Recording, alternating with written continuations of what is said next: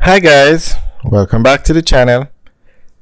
Today we're going to give you an update on the Maypen to Mandeville leg of Highway 2000.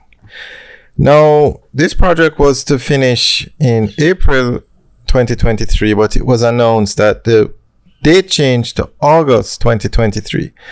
So the government put out an update recently saying that the highway is on track for the August 2023 completion date.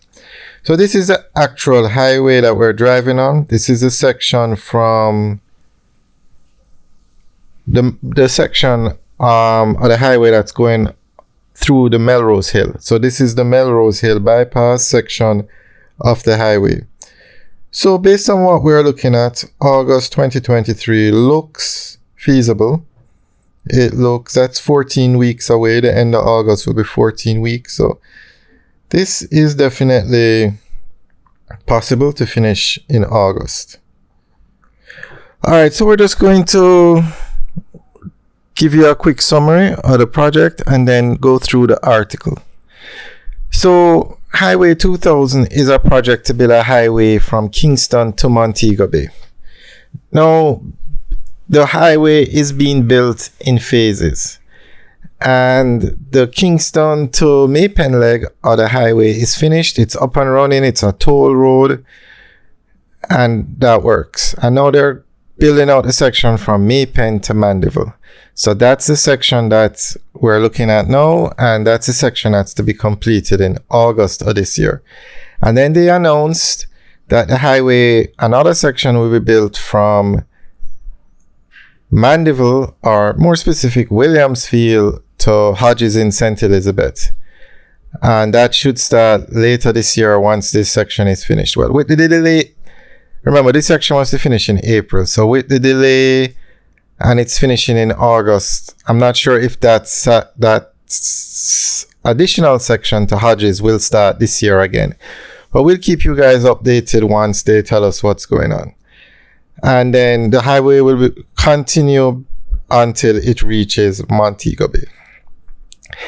Alright, so we're going to go through an article that the government put out this week indicating that the highway is 94% complete, and then we discuss it after. The Maypen to Williamsfield section of the Southern Coastal Highway Improvement Project, Part A, is 94% complete and remains on track for full completion by August of this year. Minister without portfolio in the Ministry of Economic Growth and Job Creation, Honorable Everald Warmington, provided an update after touring the highway segment. The main alignment guardrails are being installed, which is a clear indication that the project is at an advanced stage. We are on target, and I am very satisfied with the progress and quality of work that I've seen, he told journalists.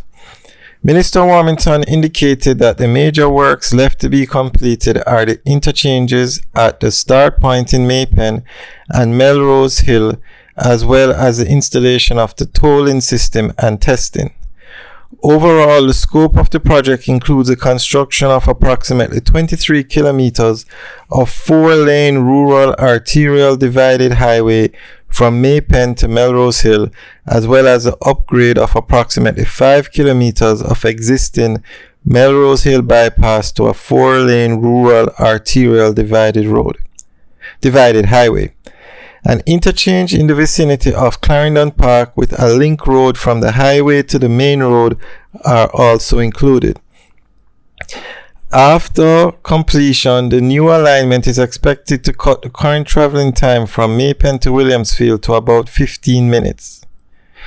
The National Road Operating and Construction Company, NROC, is managing the project with China Harbour Engineering Company and the contracting entity. Minister Warmington informed that roadworks were carried out to fix 6 local roads that were damaged during construction as stipulated in the contract with China Harbour Engineering Company. They are Fogal, Decoy, St. Jago, Redberry, Hamilton and Trinity roads. Repairs were will also be undertaken on Denby Drive, Comfort Road, Doogie Street, and St. Tools Road. Additionally, the minister noted that the new bridge over the Rio Mino River was constructed higher and wider to better prevent the water level reaching the underside decking during major rain events. Alright, so that is the update that was put out with Reedus Highway. So from Maypen to Williamsfield in 15 minutes is definitely a game changer for Jamaica. You should be able to go from Kingston to Mandeville in 40 or 45 minutes on this highway. So it is definitely going to make a big difference in travel times around the island. It's a pity that it's taking so long to build it out to Montego Bay, because Kingston to Montego Bay is probably one of the most traveled routes in Jamaica, as those two cities have the two international airports.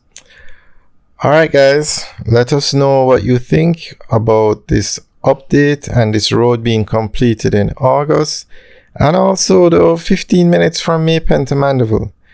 Alright guys, remember to like, share and subscribe, and remember we give you updates on all these major projects every 2 weeks, so hit the notification bell so that you don't miss any videos. Alright guys, have a good day.